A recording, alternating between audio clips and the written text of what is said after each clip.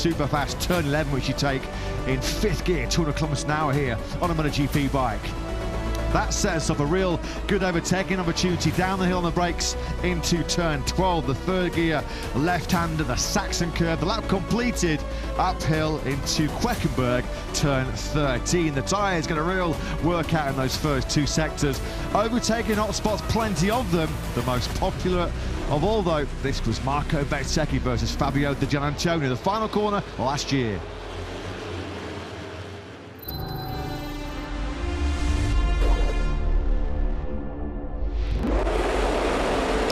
So 13 days ago at the Grand Prix of the Netherlands in Assen, for the first time in Grand Prix history, 4 Aprilias locked out in the top 4 places on the grid. The field led away for the first time in the Aprilia colours for Jorge Martin. There was a good Superfile Trackhouse battle raging behind the Spaniard between Ralph Fernandez and Ayagura.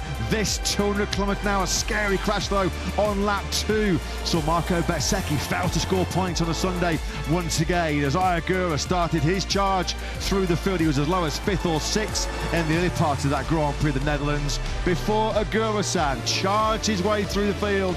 This was the key moment, and what a moment in MotoGP history, as for the first time in over 2 decades, 22 long years, Ayagura became the first Japanese rider to win since Makoto Tamada at Motegi back in 2004. Some fight behind him between Fabio Di Giannantonio and Marc Marquez, but Ayagura, 25 points gathered on that Sunday in Assen. 25 points, the Japanese star sits behind world championship leader Jorge Martin. Good afternoon, welcome to the Sachsenring, welcome to the Liqui Moly Grand Prix of Germany. It's round 11 in this year's MotoGP World Championship.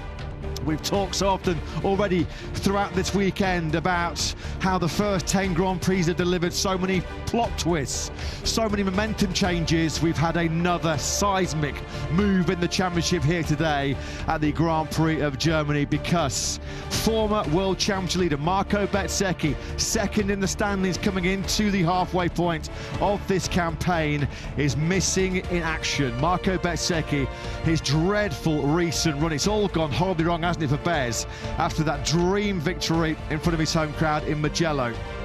There was the first lap exit in Balaton Park. There was the drama when he was banned in Brno. There was the high-speed crash in Assen a couple of weeks ago. And just when you thought things could not get any worse for the 27-year-old Italian, unfortunately they did, and they have a heavy crash, a high side at turn 7 this morning for the factory Aprilia rider, the result of which Marco Bezzecchi was taken to the Circuit Medical Centre, where he was diagnosed with a complete and displaced fracture of the left collarbone, a fracture which will require immediate surgery. Bezzecchi will be heading under the knife, a surgery, a procedure carried out by Dr. Giuseppe Porcellini in Italy. We send our best wishes for a speedy recovery to Marco Bezzecchi, who is completely out of luck at the moment.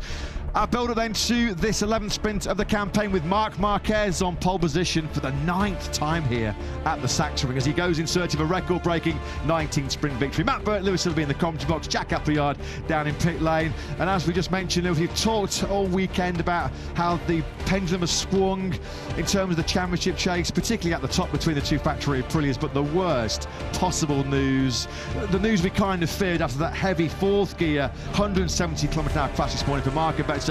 This is why he's out of the German Grand Prix. Yeah, I winced when I watched the replay of it. A painful crash for what was already a painful Marco Bezzecchi, dropping downhill through turn 7, who was already been sort of trudging around this paddock with the air of a weary rider who was looking forward to the summer break. Such a shame to see his weekend ended in that fashion. It's the news we also feared when we saw him leave the box. You could already see him there favouring his left arm and left collarbone. He was essentially using his Aprilia shirt as a sling when he moved out of the truck to the ambulance, which took him to the medical centre, where he received the diagnosis, which has ended his weekend. So on a weekend which began with 4 riders potentially leaving here as World Championship leader, that has now been reduced to 3. what a shift in the balance of power in this championship. After that unbelievable victory in Mugello, what a fairy tale story that was a few weeks ago. Seems like a distant memory right now, doesn't it, for Marco Bezzecchi? At that stage, he was 102 points clear of reigning world champion Marc Marquez in the championship. If things go to plan, if the master plan works for Marc Marquez, quite remarkably, the reigning world champion could leave this Sachsenring Grand Prix ahead of Bezzecchi in the World Championship. There's been a significant impact, of course, Bezzecchi's absence on the grid. He was due to start. Despite that big crash at turn 7, he had qualified 8th on the grid, but of course now there's a reshuffling of the pack with Bezzecchi sidelined. It means now that Jorge Martin's teammate moves up into that 8th place on the grid, and Pedro Acosta up into 9th on the 3rd row.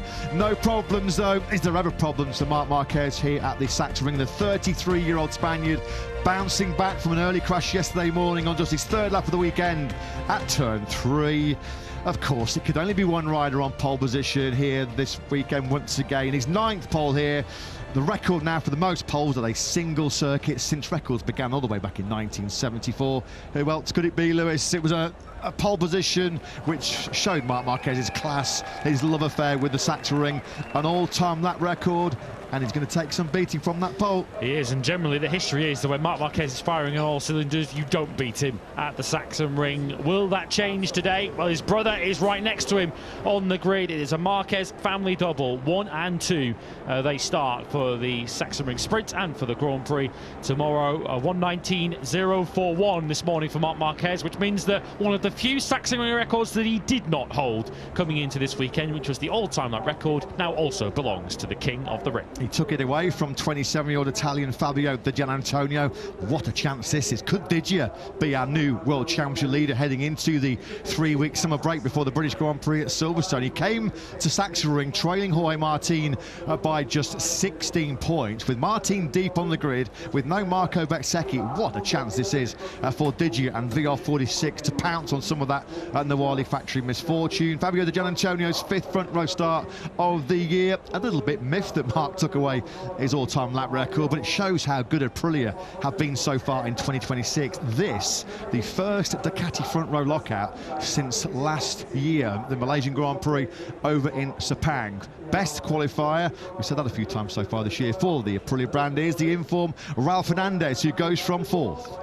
It feels like once again, just as it did in Assen, Aprilia's hopes rest on the shoulders of their satellite team. I guess we have to turn them Trackhouse Racing after their double 1-2 in Assen. Fernandez leading Agura in the sprint. Agura turning the tables to lead Fernandez for that magical Sunday 1-2. And they start side by side in 4th and 5th place, with Fabio Quartararo completing an intriguing 2nd row behind that all Ducati lockout of the front row. Marc Marquez tied on 18 sprint victories with compatriot Jorge Martin. He's going to have a great chance to take his 19th Tissot sprint success here this afternoon to seriously ramp up some pressure on the top of the World Championship. Coming into this German Grand Prix, Marc was well aware that mathematically it was not possible for him to leave Germany and go on his holidays as the world championship leader, but boy, can he really start to stick his nose in what's an intriguing fight at the top of the rankings, with no Bezzecchi, with Martin stuck on the 3rd row of the grid. A maximum 37-point haul here this weekend from Marc, which he did so from pole position here last year. Well, he said he's in the game pre-weekend. Not after Lewis, he'll be right firmly back in the hunt. Yeah, the game is almost coming to him at the moment. Marc Marquez will feel, I haven't really had to do an awful lot to make up so much ground in the World Championship. Of course, the back-to-back victories certainly helped across Hungary and Brno, but Aprilia in particular have let a lot of points go, and Marco Bezzecchi, of course, scoring none this weekend, which means that Bezzecchi, after that victory in Mugello, of course, will not have scored a Sunday point since. And that will remain the case until we get to Silverstone on the 2nd weekend of August. He sadly will be a spectator for this 20-rider Tissot Sprint. Of course, remind you, Fermin Aldeguer also not with us this weekend after his injury back in Assen. He did not travel here, so 20 will start today. Unfortunately, once again, they've been useless over the last 18 months or so, haven't they? The factory Aprilia team depleted. Jorge Martin having so many injury woes last year. Back on the casualty list, unfortunately, is Marco Bezzecchi. Let's get some thoughts pre-sprint from the boss, Paulo Bonora. Yeah, absolutely. This nightmare period for Marco Bezzecchi in particular continues, Paolo. We've had the news filter through, left collarbone fracture. Just firstly, how is Marco? I'm sure you and the team have had the chance to speak with him, and what does it do to the mood within the camp? Yeah, it's something that we didn't expect it for sure. We hadn't planned to recover from the last three weekends with 0 points. This is something very bad for him in particular. Now is, to be honest, we are lucky that we have 1 month of summer break. This is something that it is positive to recover the energy, to recharge the battery, and to start in the correct way for the second part of the season. Tomorrow morning, it is already planned to have the medical surgery in the hospital of Sassuolo, made by Dr. Francesco Porcellini. So we give to him a big hug for sure. He knows that all the team is around him, and we know his energy, we know our strength, so it's necessary to be very positive and take the opportunity of this summer break to recover the current mood for the second part of the season. Paolo, Mugello doesn't seem all that long ago, but such a different story then to now. What has happened over the last month or so? I'm so convinced that Marco is the same Marco Bezzecchi of Mugello. This is something that makes us very, very positive, and I'd like to say to him every time that remember that you are the same Marco as in Mugello. This is something coming from the external, from something that you can't control, that affect the situation. Then remove from you the correct mood, that give to you this kind of bad situation. But remember that you are the same Marco Bezzecchi that won in such a great way in Mugello. Paolo, thank you for your time, and we join you in sending our best to Marco. Can't wait to see him back fighting fit at Silverstone. Thanks to you. Thanks, Jack. Thanks to Paulo Bonora. Pretty much, yeah, we all send a big hug and our well wishes to Marco Bezzecchi. I mean, when he left Texas on Monday out of Austin, he'd just won his 5th successive Grand Prix, and he led every single lap in those 5 Grand Prix. It just shows, doesn't it, how quickly the coin can flip, how quickly you can go from a great run to one of the worst runs, arguably, in Marco Bezzecchi's Grand Prix career. It's the nature of elite level, top level professional motorsport, isn't it? Sometimes, some days you're just hot, and then other days you simply are not. Marco Bezzecchi, though, sidelined from this Grand Prix of Germany. We've just seen there Marquez walk away from what's going to be his 77th MotoGP pole position, the 105th of his Grand Prix career. Some record that. Will the big challenge come, though, from Fabio Di Giannantonio? Fair to say so far this year, Lewis. Digi and Mark have locked horns on more than one occasion. Yeah, it feels like Digi really has the stomach for that particular fight in 2026. Every opportunity he has got, he has sent one up the inside of Marquez. Being able to do it, or wanting to do it, and being able to, are two very different things, though, around the Sachsenring. Just getting close to a move on Marquez is hard enough. He is so hard to beat around a circuit like this. But let's see if Fabio Di Giannantonio and Alex Marquez can get in amongst it at the start of the sprint. The grid, of course, is slightly more spaced out now for the sprint, which we will show you shortly. Before that, let's show you, though, how they line up. Marc Marquez, Alex Marquez, and Fabio Di Giannantonio. That is your front row of the grid. Hard front, soft rear for each of the leading 3. After the Aprilia front row lockout in Assen, it's a Ducati lockout here. Raul Fernandez, Ayagura, and Fabio Quartararo, who came to qualifying 1 on the second row. On the third row, it's Morbidelli, Martin, and Acosta now, with Bezzecchi out through injury. Bagnaia, Miller, and Mir is your 4th row of the grid. Mir missing out in qualifying 1, along with his fellow Hondas, Luca Marini and Diogo Moreira. Brad Binder will move up onto row 5 ahead of Bastianini, Toprak, and Alex Rins, who make up row 6. 6. And as mentioned, no Fermin Aldeguer from the start of this German Grand Prix weekend. So it's Maverick Vinales and Cal Crutchlow completing our grid of 20. Just saw there, Aldeguer, just one real big box left for him to tick really now in 2026. He's had a pole position in Brno. He's had his first MotoGP victory last time out in Assen. He's been second in the last 2 sprints. Second in Brno, second in Assen. Can he claim his first ever sprint victory? Ralph Fernandez looking to make it back-to-back sprint wins for Superfar Trackhouse Aprilia. But standing in their way is one very, very large obstacle. And he goes by the name of Marc Marquez, riding the factory Ducati. 18 sprint wins so far for Marc Marquez, 34 sprint podiums. He did the treble here last year. He completed the hat-trick. Pole position, sprint victory, was pushed all the way in the wet weather sprint here last year by Marco Bezzecchi before he cantered to yet another Grand Prix victory. As Davide Tardozzi has a little natter pre-race with a former Ducati boss, now current Prima Pramac Yamaha Supremo, Paolo Campinotti on the left there in the white shirt, and Michele Masini, Gresini Ducati boss, also part of their little pre-sprint huddle. Yeah, it feels the pendulum has swung back towards Ducati here this weekend, doesn't it? After a real show of Aprilia strength at Assen, locked out the top 4 on the grid, locked out the Sunday podium.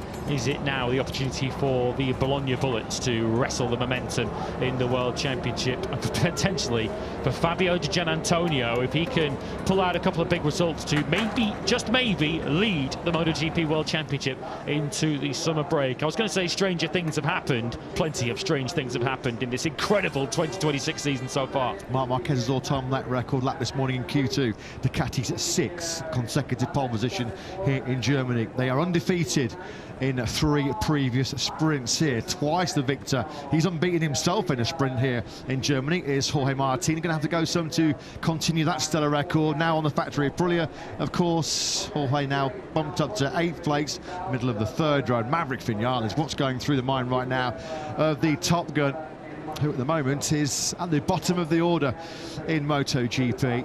Maverick Vinales having a nightmare spell, qualifying down, well, he's starting 19th, qualified 20th. As we're going to get now a little bit of an explanation on what is, for the first time in history, a revised grid format.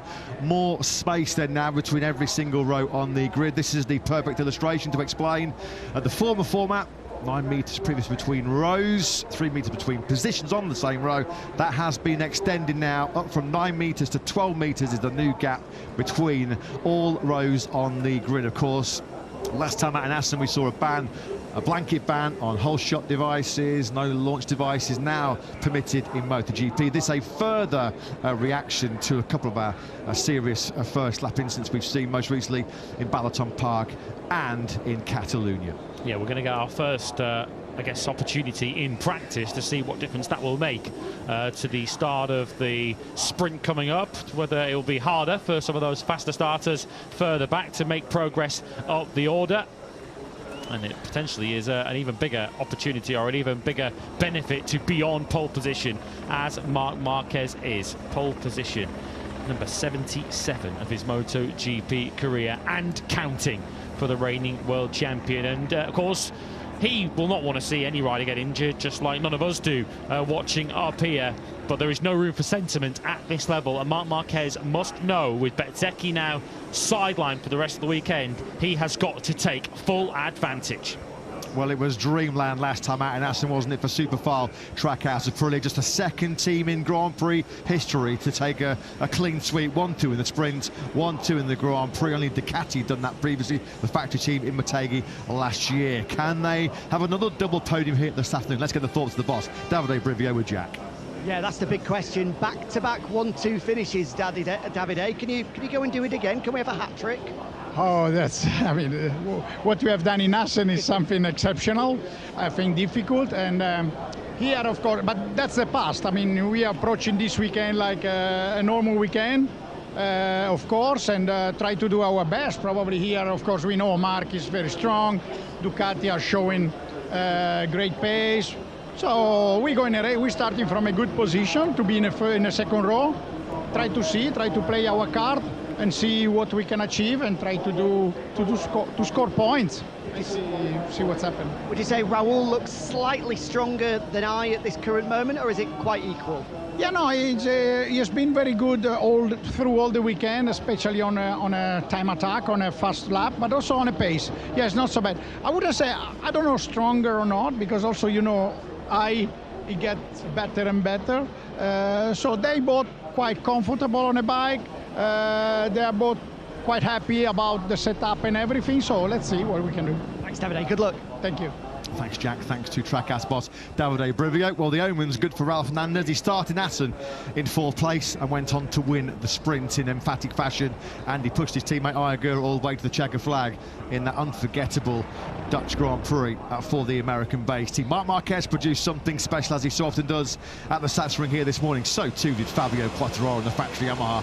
Second row start for the 27-year-old Frenchman. 4 long years since he was last victorious in the Grand Prix here back in 2022. Only the 3rd time this year Quartararo finds himself starting inside the top 6. His first in 6 since his home round at the French Grand Prix in Le Mans. He certainly capitalised on getting through Q1, did Quartararo, because he found half a second to get himself onto that second row of the grid. Can't say the same for Pecco Bagnaia, who was fast, but just nowhere near fast enough. At least Pecco was consistent in the 2 qualifying sessions this morning, because he set a 1:19.753 to top Q1, and he did the exact same lap time in the 2nd qualifying session, which qualified him 11th. He gets bumped up though, of course, to P10.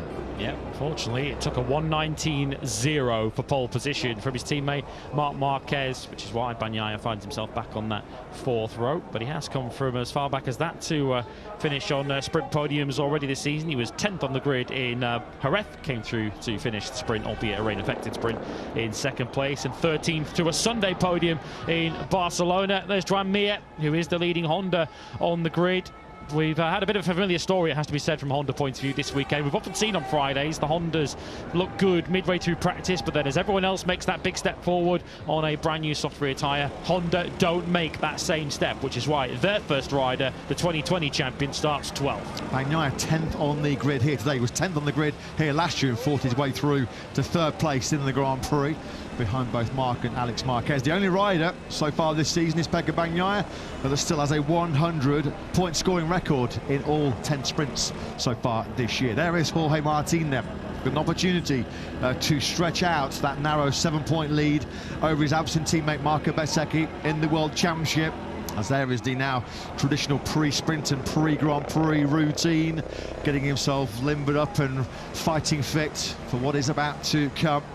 Marc Marquez on that pole position. Jorge Martin, when he was on a Pramac Ducati in the sprints in 2023 and in 2024, well, he won the pair of them. First time he's tackling the Sachsenring on an Aprilia, and it has not been an easy proposition for the Spanish rider.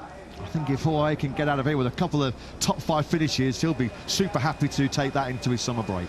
Yeah, it feels like the summer break is coming at a good time for the Aprilia factory team, who have committed a bit of self-destruct since that Italian Grand Prix victory when they heralded Mugello as their house. The house has been crumbling, it has to be said, since then for that particular team. Even if from an Aprilia point of view, they have been going very well so far. Let's head down back to the grid and join Jack, who's with Michele Malsini. Yeah, great to be joined by Michele in the middle of the front row of the grid. This is fabulous to see, a real return to form now that he's fully fit for Alex. Yeah, a full return, as you said. I mean, our target was to make a normal GP weekend, but normal with this speed is amazing to be here, and hope that we enjoy the first row, because it's crucial here. Also, we have the plus that is 1 meter more in between rows, so I think that the important is to keep the position, and then we'll see. We know that Marc, as Alex said, always something more here, but never say never. As you say, Alex knows better than anybody on the grid how hard it will be to stop Marc Marquez around the Sachsenring. Can he do it? Of course, but we have to play our cards at 100%. Good luck. You're welcome. Never say never. Thanks, Jack. Thanks to Michele Malsini. It is a very, very tough task, a big ask to try and topple Marc Marquez here at the Sachsenring. Alex Marquez, he had 27 podiums in sprints and Grand Prix in 2025. 19 of those were second place. He'll be looking to put one over on his older brother, Marquez, this afternoon. Alex on the front row of the grid for just the second time in 2026. But from pole position, he has been here before. He has been here, done it, got the T-shirt and several pieces of silverware at the end of a Sachsenring Grand Prix weekend, hasn't he, Marc Marquez? Is he going to make it back-to-back sprint victories here? He left it late to deny Bezzecchi the victory chance here 1 year ago in what was a wet weather sprint. But Marc Marquez and the big, clear favourite from pole position. Pecco Bagnaia with work to do from the head of the fourth row of the grid. Let's get the thoughts of Ducati boss Davide Tardozzi with Jack. Davide, goes without saying, Mark, red-hot favourite for the sprint today. How much is it down to Mark to keep the concentration here? Yeah, he's very concentrated, but you know, one fast lap is able to do it because he's a very talented guy. But in the end, the race is another story, and not today. But we are more worried for tomorrow because here the racetrack doesn't give you too much room to relax. You know, here is a very demanding racetrack, so we'll see. Feels like that Pecco was able to take a step today, but not enough of a step to get up towards that front row with obviously a Ducati lockout. Yeah. I don't know. In this moment, we know that we have 3 Ducatis on the first row, but we are absolutely sure that the 2 Trackhouse Aprilias will be very fast, mainly in the end of the race, like they used to do. So having a good start is important, but collecting points is more important too. Good luck. Thank you. Thanks, Jack. Thanks to Ducati boss Davide Tardozzi. Marc Marquez, pole position in Jerez. He won the sprint. Marc Marquez, pole position in Balaton Park. He won the sprint. Is he going to make it 3 out of 3 so far in 2026? The only times though this season where Marc Marquez has had podiums in both the sprint and the Grand Prix was in Hungary and most recently in Brno. So then, your front row of the grid on this revised grid with no Marco Bezzecchi, sadly absent through injury after his heavy Q2 crash this morning at turn 7. And all Ducati front row for the first time this season. Fabio Di Gianantonio, top Ducati in the World Championship, goes from 3rd place. Alex Marquez on the front row for just the 2nd time this season. But can anybody dethrone the king of the Sachsenring in the short sprint format? Marc Marquez on pole.